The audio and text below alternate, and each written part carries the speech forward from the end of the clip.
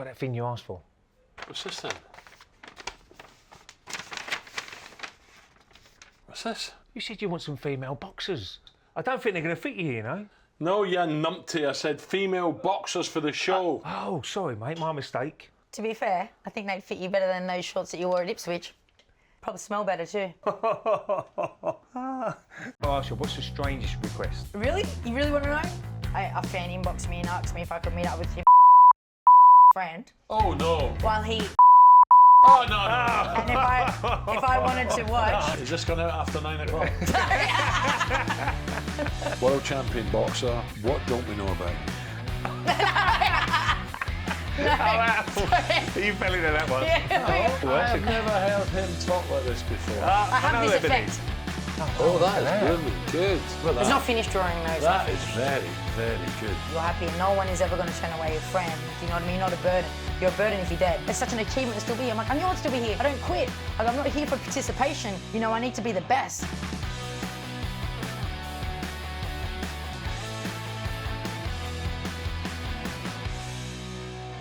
Welcome to Pub Talk, and we have World Champion Ebanie Bridges with us. Ebanie, how are you? Lovely to see you, Ebanie. Yes, great to see you again, Ray. I am good, thank you. Well, And this yourselves? is great. World Champion as well. And you've been in the gym today, haven't you? Yeah, I have. I was smashing it out this morning. Yeah. You know, Do you ever have a drink, or I know you're not drinking at the moment. You're training. but Yeah. Have you?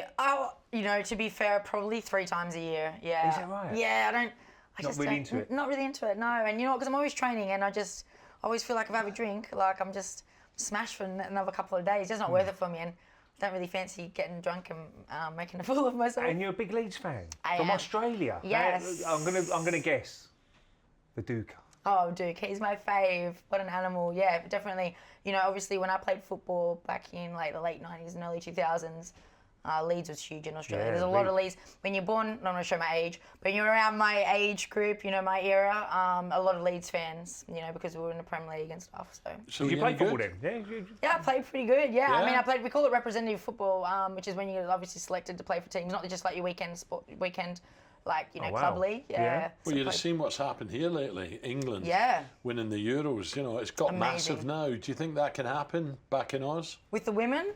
Oh, I'm not sure. You know, I just think in general, women's sports obviously on the rise. You know, I think what they did is amazing and it's incredible. It's given so much exposure, not just to female football, but the female sport as a whole. Yeah. You know, because it's just like a ripple effect. Yeah. How did you start? Was it a ring girl? Yes, I was I was a ring girl. So I wanted to box, but we couldn't.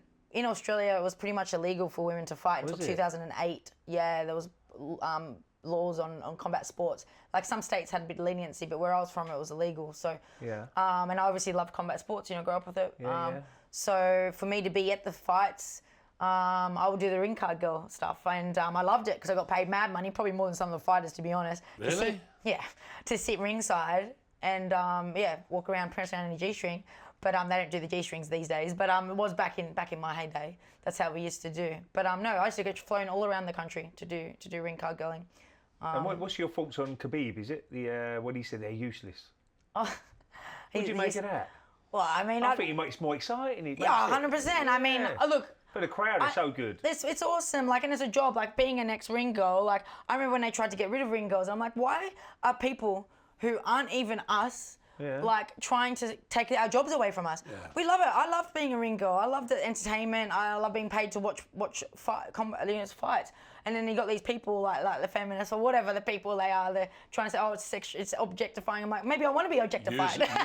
Maybe I want to make money. Like, don't make my mind up for me, you know. Yeah. And I definitely don't think it's useless. I think it's part of it. It's all part of the entertainment. Entertainment, yeah, of combat course it is. sports is For the night. entertainment. You know what I mean? But mind you, it's quite, like I said, it's downplayed a lot now. Like Yeah. you wouldn't see G-strings and stuff. But you know, I think it's can't have boxing without ring girls. Ebanie, I've got to ask you. You got to tell Alan how this works. £500 for a pair of socks you sell. Oh yeah, my socks. Actually sold a pair the other day. 500 quid. Yeah, 500 quid. No chance. Yes. I mean, I sell just a picture of my socks on the floor for 100. You know, so the actual. So it's business, Al. So It's business. There's still time for you. You got socks on? Yeah, got socks. You might get a fiver from. You know, some of my sock fetish foot fans are probably going to watch this, and they Why might hit you up. socks? Why not? Why? We've got to ask them. Really? Yeah. 500 quid? Yeah, and that's cheap now that I'm a world champ. You know, I should really put my price up, but, you know. Ebanie, I've got to ask you, what's the strangest request from a fan? Yeah. Is this PG? No. Really? You really want to know? Well, Okay, I would say, okay, this is pretty full on, but yeah, probably the strangest request I got was a fan inboxed me and asked me if I could meet up with him and his friends Oh, no. while he... Oh, no, no, no. And if I wanted to watch, you asked for the worst. You asked for, and if I wanted to watch, if I'm into that kind of thing, I can. Is this going out after 9 o'clock?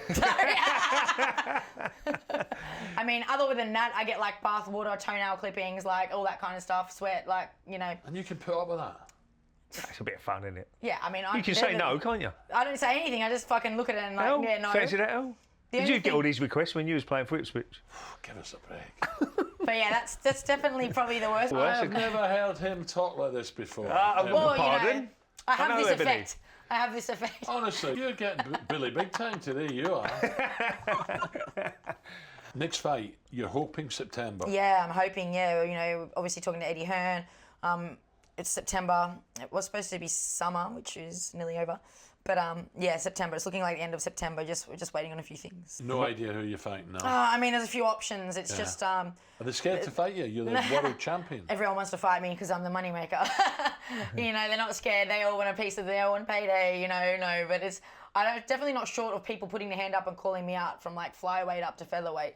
So I pretty much got my pick. But look, I just become a world champion, so I'm looking for a voluntary defense. And now it's just all the stuff that goes on behind the scenes, you know, in boxing. Undisputed champion. Definitely. That's the plan. Yeah, and you know, there's one thing about me is everything I say I'm going to do, I do it without fail. And I go through hell and back to make sure I get it done. Whatever obstacles, I get through it and it gets completed. I haven't set a goal that I haven't achieved in my life. So did I say that I'm going to be undisputed? I know I will be undisputed because I'm putting it out there and I just believe it's going to happen. I mean, it's incredible. It was funny because I won obviously it's amazing being a world champion and it was a good goal, a goal that I've ticked off, you know, but it's always like, what's next? I know you're a confident girl. I can tell you would go every fight. You had one loss, didn't you? Yeah. How did you take that? Fine, because, you know, I really did everything that I could with that fight. I had 4 weeks notice and I went between 3 countries in like 3 weeks. So I was a globe hopping. There was a lot of things that for me that fight was a bit of a, I just needed to, it was my first. Preparation weren't right? It was my first, no, the preparation was fine. I mean, it didn't have a nut, but what it was I think I won anyways. A lot of people do think I won. That's why they want the So it was rematch. split, was it?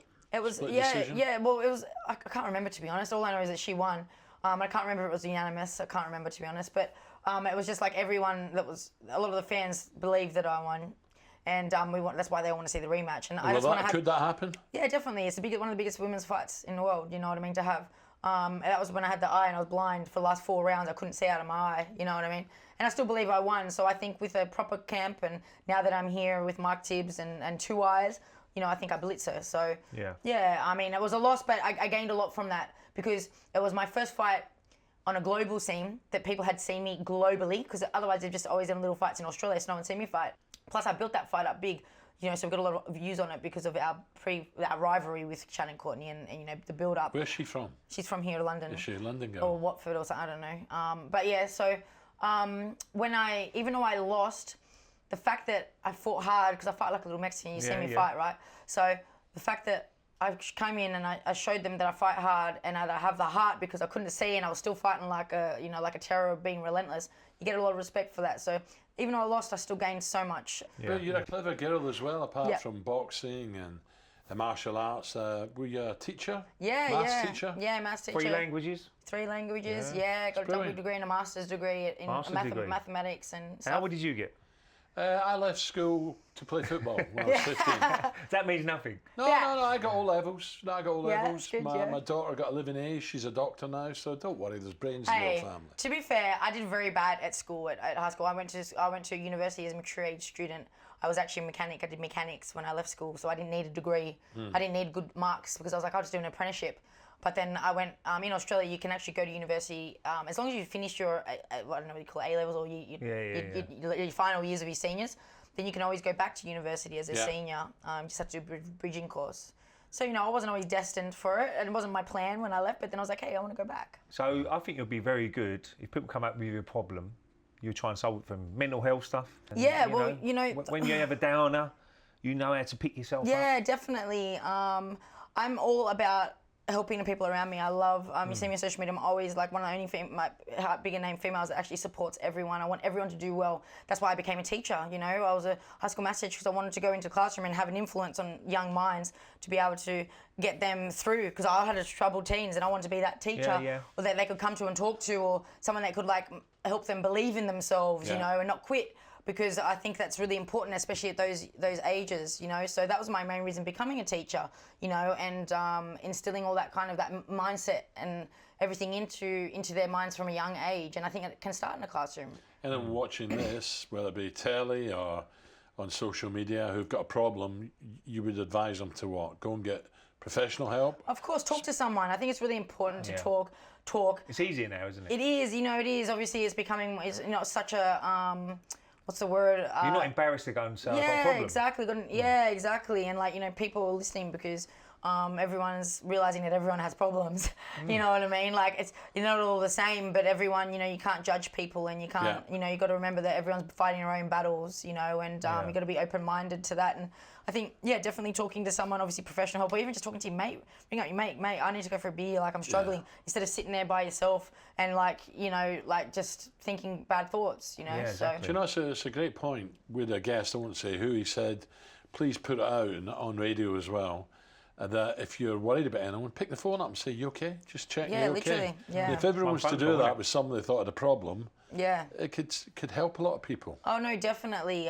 Because a lot of people that are struggling, they don't want to burden others with their problems. That's what you always hear. I don't want to burden people. Like, mate, but you're burdening people by your friends.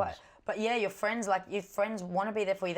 If they're your real friends, they want to be there and they want to make sure you're good and that you're happy. And no one is ever going to turn away your friend. You know what I mean? You're not a burden. You're a burden if you're dead. You know what I mean? Like when you're hurting your family, if you've not been able to get through it, that's the hard part, you know. But people don't get past that. You know, they think they're going to be a burden, and then, you know, unfortunately, some people, they end up just taking their life because they don't want to be a burden. Yeah. But then they leave behind it. Absolutely. We all have different coping strategies, and the coping strategies which are going to work for you will be different for the ones that work for me. Common things are going out for a walk, practicing meditation, mindfulness, listening to music, sports. But first and foremost, if you're struggling, talk to someone, reach out for help, connect with someone. Just make sure someone knows where you're at. That's the most important thing.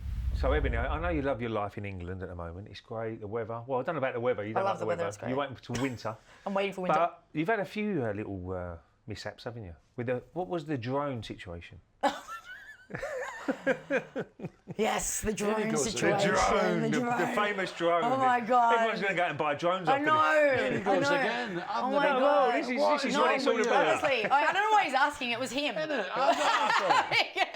Alan's got a drone. He don't live nowhere near you, so that puts him out of it. No, well, obviously, like when I was I've staying... seen a different side to you today. Yeah, like I was staying in Brentwood, and I was staying in these apartments that everyone kind of knew where I was, you know, because I would promote it. And recently, you know, it was a really hot day. I'm not living there anymore, guys. But yeah, like no more drones. It was a really, really hot day. You know, I'm just getting ready to go out. I was ready to go to London, and I'm doing my makeup, you know, no clothes, like naked, because I'm at the top. Then I looked up and I see there was a drone right at my window, and I was just there hovering, and I was like, what the fuck? And I was like, what the fuck? And I'm like covering myself. I'm like, is that a drone? And like, when I was staring at it, it went up and it went over the building, and I was like, oh my God. And I'm like, obviously I'm like this. Then I went into my bedroom, and I'm sitting there going, I can't believe there was just a drone. That was a drone. And I was like messaging my friends, and then I heard the buzzing coming back, and it came back because in my bedroom the windows were open, so I could actually hear the buzzing. And so then I got my phone and started filming it. Luckily, because I actually made a police report, because I was like, this is no business here. There's nothing for them to film except for naked Ebanie Bridges, you know. But so, thank God that hasn't come out. No, I know. God, they're probably just waiting for it. But no, I don't know. So that was, and that night I remember being in my apartment, and I heard this buzzing. I'm like, oh my God, it's back. And so I started freaking out. And then the windows weren't open. I'm like, what's going on? And then I realized it was just a fly, because I was like a bit traumatized. Do you ever worry about your safety though? Sometimes. After that, I was a little bit, because I'm like, oh God, like I don't know if it was a fan or I've got some heavy fans up north that are like, I got to be careful, you know what I mean? But I just what, trolling you and stuff no, like that? not trolling, no, like they all know where I stay up north, you know, and like hang around and like it's full on. Is that not a Getting bit love letters. I creepy? get love letters. I get like all kinds of stuff. Yeah. Yeah. That's social media for you. Yeah, I know.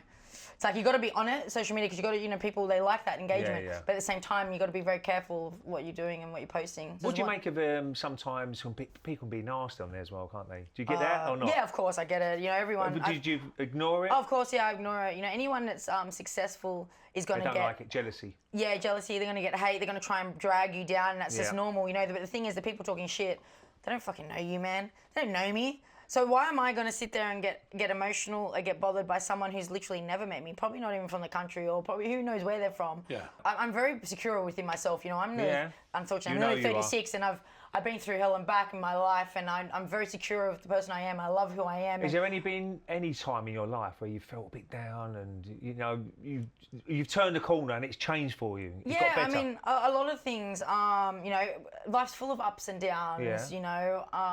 Had a really troubled teens, so I think that was a big turning point for me, you know, changing my life when I was younger.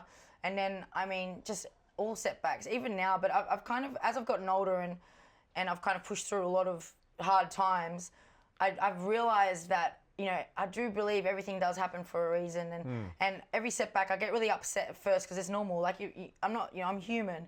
So if something happens, I'm just like, oh damn, that's fucking shit. Like, and you get really upset, and then, you know, you just got to pick yourself up, I suppose, and I just got to go, it's all right. Like, you know, There's a solution somewhere. there's a solution, and Yeah. you got to get past it, because there's no point, one, feeling sorry for yourself when no one else feels sorry for you. Yeah. And two, you know, you can't be living in the past. You can't let yourself be a victim of the past, of your past or Yeah, of anything. course. Do you know what I mean? Like, you got to just keep picking yourself up, because, you know, like Rocky says, you know, it doesn't matter how many times you get knocked down as long as you get up. And it's true. And I suppose because I do keep getting up when I get knocked down and when bad things happen, I think that's why I feel I am where I am. A lot of people don't, Yeah, so they get yeah. stuck there because they don't pick themselves up, and they don't, or they struggle to. So then they never get to see Positive, the light yeah. at the after it, Yeah, because yeah, they think of it's not possible. And you know, we've all been there. It brings you down, yeah. I think for me, one really, I think a strong point where I changed, where I really learned about that mindset, was my first professional fight. I actually snapped my ankle in the first round. Oh. Yeah, and I got up, and I snapped it. I got up anyways. I kept fighting, and I won. But I had to have Wow. 2 surgeries on my ankle. You know, I've just done my pro debut. I've built up for it. You know, I'm on a TV deal. Like, they said to me, "Oh, we want you back." You know, and I'm like, "This is my dreams." And I'm like, "Oh, when can you fight again?" "Oh, well, it's a 6-month recovery." "Oh, okay. Well, now." So then at that time, you know, you think, God, my dreams are over. Like, you know, Yeah. as an athlete, you would know, you get injured, and you know, Horrible. and I'm like, it's all over. Life's over. Oh, I Yeah. just might as well die. Like, not that dramatic, but it was kind of like, what I'm gonna do? I'm miserable. I can't box. The only thing that I love, which is boxing, my passion, is like my heart's been broken.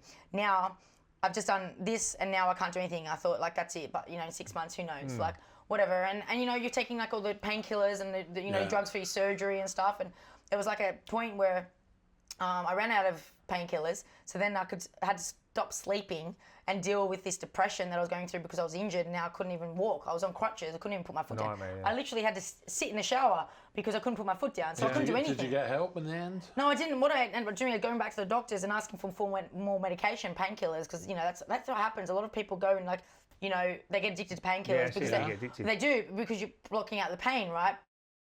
So I went back and I was like, look, you know, I need more painkillers, and they're like, well, it's been 10 days, like, really, you shouldn't need them anymore. And I was like, you know, it clicked in me. I was like, you know, yeah, I don't need them anymore. Like, I just wanted them to sleep away my days, because I'm like, Yeah. otherwise I'm just depressed, you know? So anyways, but that kind of clicked in me. I'm like, you know what, I don't need them. And then I thought, what am I going to do? I'm going to sit here and feel fucking sorry for myself. I'm like, I can't drive. I can't go to work. I can't go to uni. I can't train. I'm just stuck in the freaking house. And I'm like, well, there's something I have to do. And I ended up finding a way to get to the local gym and just do upper body weights, which, like I said, I hadn't done weights for so long. I hated them, but I thought, well, I'd rather do a little bit than, like, do some weights than not do them at all. Yeah. And then I started just practicing gratitude, and I started thinking, well, you know what? I can't do this, and just started focusing on what I can do. I'm like, you know what? I can't box, and I can't walk, and I can't do this, but I can still lift weights, and I'm still here being able to build, like, online. I'm still freaking eating. I still got a roof over my house. Still got a boyfriend that's looking after me. Like, and just every day I was really practicing that gratitude, and I felt that really helped me get through it.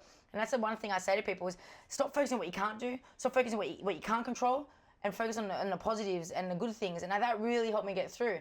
And after all of that, what happened with my boxing career, how it changed from that injury. I thank God every day for that injury, because if that didn't happen, so many other things wouldn't have happened. Like, it would have been a completely different path. Something else would have happened. It would have been completely different. And so I think, thank God. Like, wow, thanks for snapping my ankle. And like, because there's so many things changed from that. And that's where in my head I've got this thing where I'm like, you know what? Everything really does happen for a reason, even if it's the worst. And at that time I was like, this is horrible, my career, you know, but it's happened. Blonde bomber. Blonde bomber. Where does that come from? All in on Apart from blonde. blonde. Oh, come on, you must have got the first bit. Bomber. Yeah, no, The brunette bomber. she's Have you called. not seen me throw punches? No. Look, I'm really my amateur coach, Arnold Baratiglio, who his nickname was the Bomber, and we were the Baratiglio Bombers as well. Like, that's his team thing, mind you. Yeah, and he actually fought Manny Pacquiao, so he's, you know, it's good. Did he? Yeah, right. Anyways, and yeah, so, and I just fitted, you know, obviously I got a strong, you know, I'm very strong as well, so I kind of fit the whole bomber.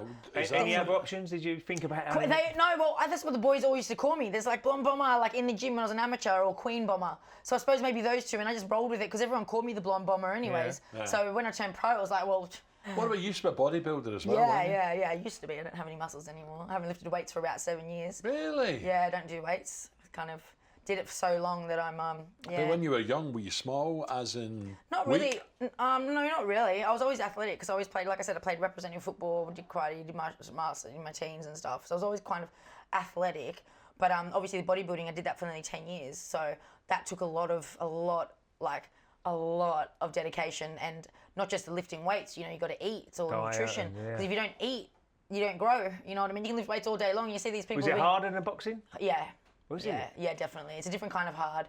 Definitely, but I would say it's definitely harder. Yeah. I love boxing. I just love bashing bitches. You know what I mean? So I really enjoy it. And dieting for boxing is nothing compared to what I used to have to do for bodybuilding. So when I'm dieting for boxing, it's like, oh, this is sweet. You know, like protein, this I is, yeah, suppose, you can eat a lot of carbs. You know, a lot of fruit, a lot of sugars. Where in bodybuilding, it was like chicken and broccoli for 4 months, like, and a bit of rice. Like, it was horrible. You know. So, but it built the discipline that I have. I'm so disciplined. That's what it's all about. Exactly, and bodybuilding, you have to be so disciplined, you know, and I had that mindset of, you know, every rep counts, every minute counts, every day counts, because it's kind of a 365 year of sport. Yeah. You know, where boxing, you kind of go in and out of camps, where bodybuilding, when you're off season, every day you got to grow, so you got to train. How do you feel, Ebanie, about the difference in pay, men and females in sport at the highest level? Yeah, look, I mean, I feel like there was a time which was fair, you know, because it's entertainment business, you know, and the commercial value. You can say that we're all training the same, we're all fighting the same, we're doing the same, whatever. You can say all that, but in the end, footballers are on for 45 minutes and they're not all getting paid the same, are they? Because it's, you know, it's that kind of sport where no matter what, it doesn't matter. Tennis is exactly. a bit different. Tennis is a bit different, but you know, with boxing, it's, you know, look, it's commercial value, and the thing is our pays are going up, and it is. And we're getting much more, you know, now than we'd ever been before because of the commercial value, because of promotions like Eddie Hearn and Matchroom who have been pushing women's boxing. So now our values are going up because people are wanting to tune in. So now we can start asking for that more money, and we are getting it. I mean, it's still like, I still feel like there's a lot of disparity between, say, me who sells like me and is as popular as me in the women's. There's still guys that are not even really known that are probably still getting paid more than me. So that's kind of a bit where it's like, shit, well, you know, like, I should be getting paid more with the brand that I have, you know, of the commercial value that I have. But at the same time, I'm not a complainer, as I think, well, that's still better than what it was 5 years ago or 2 years ago. And the main thing is we're progressing. Yeah. The main thing is that we are getting more money. Katie Taylor just made $1 million, you know what I mean? Serrano just made $1 million. You know, I'm sure Clarissa Shields and that going to be making $1 million. So that's amazing, considering these girls probably would have made five grand. Like 5 years ago, honestly, like it's. And Eddie must play a big part in it. Eddie's huge, yeah. He's got a good relationship with Eddie. Yeah, of course. He's good at gold, isn't he? He's great. You know, he's the first one to really genuinely and support women's boxing. Barry I as love well. Barry. Oh, Barry's he's a clever great. guy. Well, they're both clever. So I feel like, you know, it's not going to take long before we get more even. Have you noticed around the schools and that more girls are coming in and boxing? Oh, definitely. You know. Yeah, like the soccer, really. You go it's the same. Back in the 90s, no girls played football. Football, yeah. You know, well, honestly, like, I mean, when I do my meet and greets, you know, I go see my fans, so many little girls.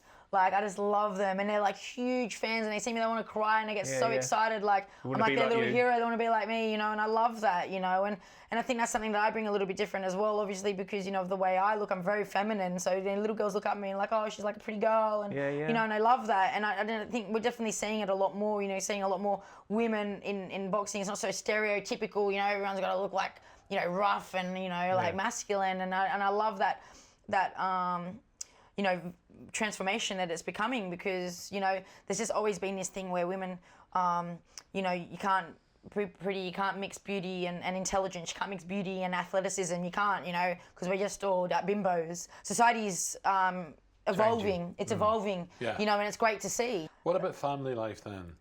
Tell us a little bit about that. Sydney, yeah.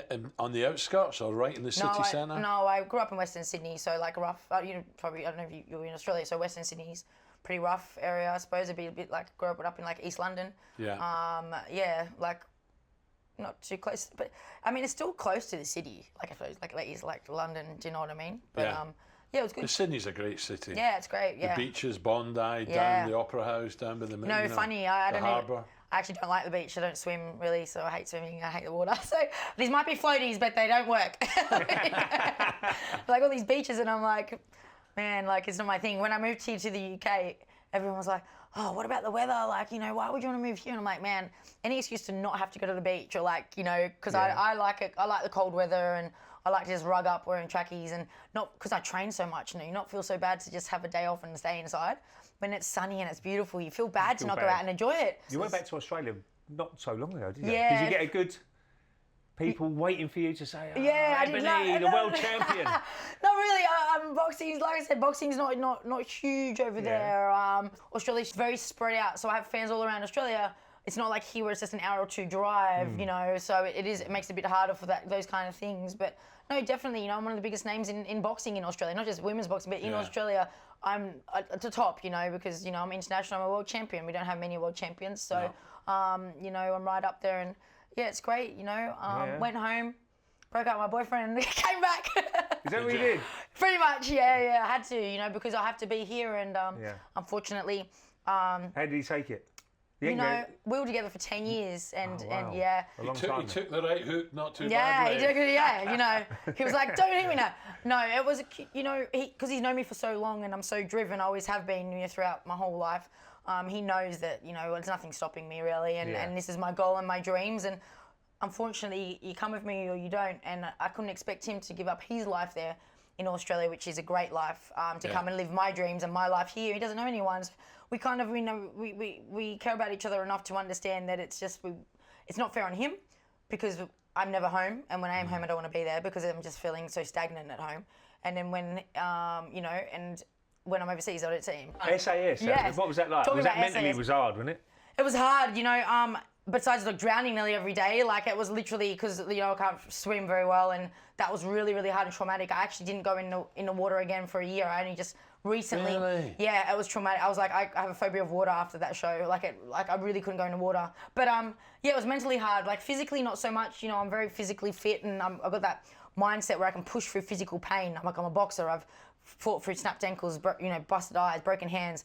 You know, so the physical stuff wasn't bad, but it was more the failing, I suppose, and not being able to kind of rectify it. I really struggled with, because I'm so hard on myself. You know what I mean? And How did the instructors, how did they treat you?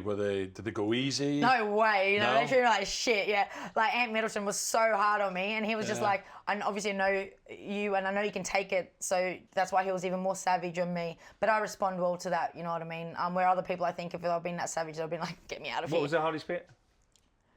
The hardest part, I mean, besides like drowning on the second day, which was like a really, really bad, I was vomiting up water and everything, it was really bad. Wow.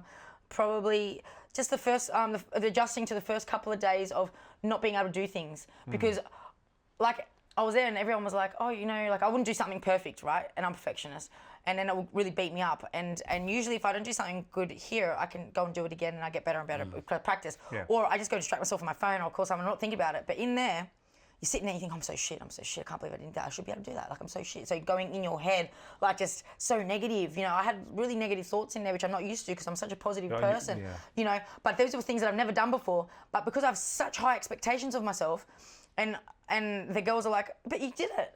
And I go, yeah, but I didn't do it right. Like, but you still did it. And I'm like, of course I still did it. I was always going to jump out of the helicopter. I was always going to jump in the water. I was always going to do this kind of stuff. You're like, you know, and like, but you're still here. You should be happy you're still here. Like, it's such an achievement to still be here. I'm like, I knew I'd still be here.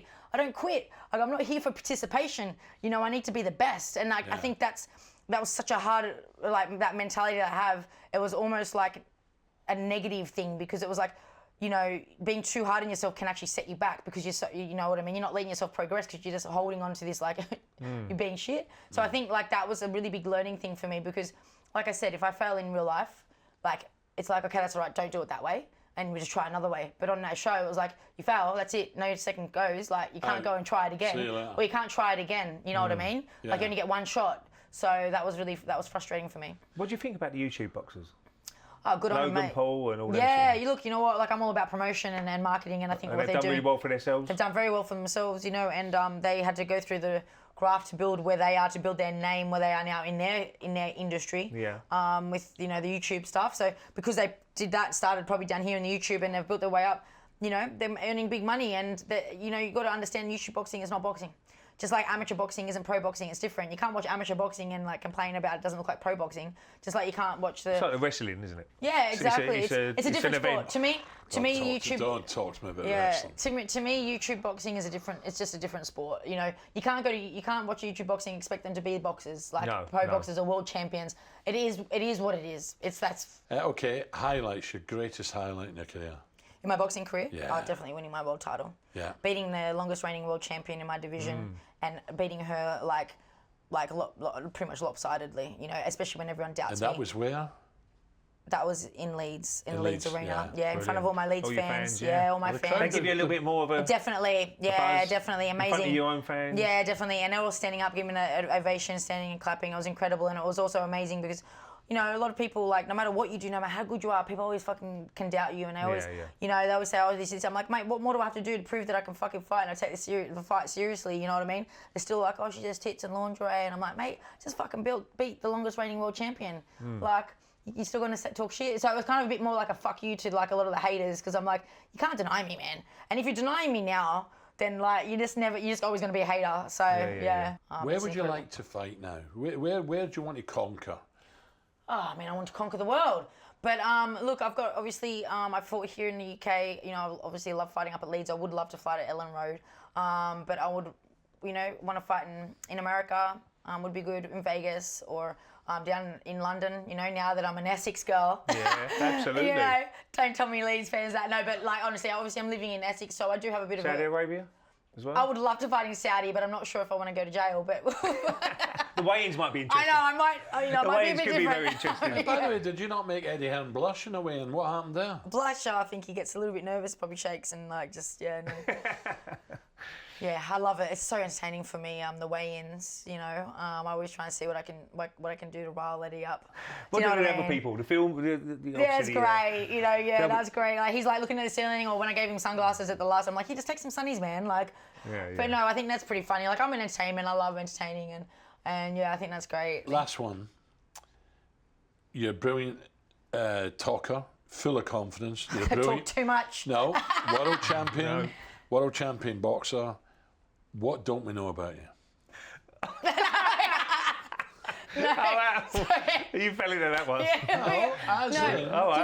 Serious I don't question. know. No, Serious honestly, question. do you know what? I don't know. It's something you're really good at, secret. Yeah, really good at. drawing. Very good at drawing. There you go, and you're something. I actually am drawing a picture of Bielsa at the moment, which is Are you? yeah, it's actually What, sitting on his little stool? Yep, doing his. You know how he does the Yeah. crouch? Yeah. I gotta show you. Yeah. Helen, see any other good pictures on there? No, don't do this. We're gonna do like this, so you. I tell you what, you're a dark horse. No. Honestly, you're a dark horse. He's a dark horse. That's the side of you today, honestly. No, I'm gonna. Wow. Here we go. It's not finished, by the way. Oh, that is brilliant. Good. I don't know if the camera can pick that up. I'd probably not. What about that? It's not finished drawing, no. It's not That is finished. very, very good. Look at that. This is a talented lady, by the way. So yeah. What about this year, Leeds? They'll be okay, won't they? A lot of people say they're going to struggle, they're going to go down. I don't think so. Oh God, I really hope not. Last season was really stressful. Fucking up, but what a great last game. Like that was just, it was intense. You know what I mean? Do you get up there much? Yeah, I do. Yeah, you do? Yeah, as much as I can. It's hard a little bit with camp because it is a bit of a mission. And obviously I wasn't living here before, so I wasn't here all the time. I was only here for camps or for my fights. But definitely now that I'm living here and when I'm out of camp, I'll try and get up there as much as possible. Yeah. I love going up there. I love Leeds. Just not even the football, like just the community. I love the city. It's a beautiful city. You know, I've got my Leeds Yorkshire Rays. And Right, brilliant. I've enjoyed this. Thank too. you. Cheers. I mean, thank you. Good luck, September. Thank you so much. Unfortunately, that's time at the bar. A big thank you to our special guest, Ebanie Bridges, the blonde bomber, for being so open and honest. We've had to bleep, bleep, bleep a few times, but don't worry about that. She's a boxer, for God's sake. Take care of yourself. We'll see you next time in Pub Talk. Brilliant. Thanks. Well done. Well No done, worries. you. Thank you. Lovely.